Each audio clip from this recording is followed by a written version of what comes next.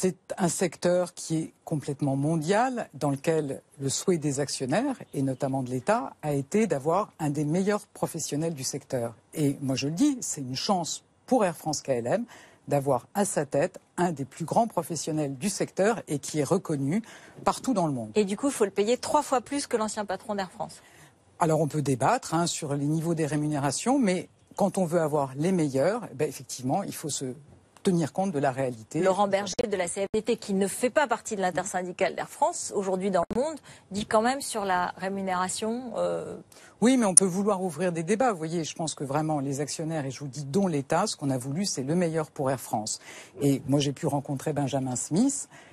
Il porte vraiment une vision optimiste pour Air France-KLM.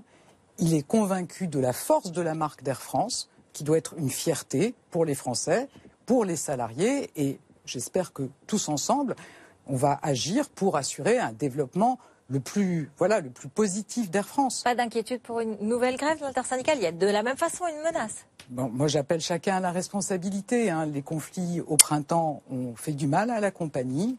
Ça crée du doute chez les voyageurs. Et évidemment, il y a des alternatives.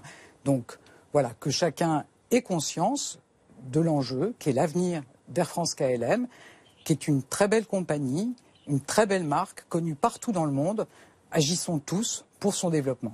Vous êtes optimiste et vous avez le sentiment que Benjamin Smith est prêt au dialogue social à la française? Mais je suis certaine que Benjamin Smith est prêt au dialogue social. Il l'a montré par le passé. Il sera très attentif à dialoguer avec tous ceux qui se préoccupent de l'avenir de la compagnie.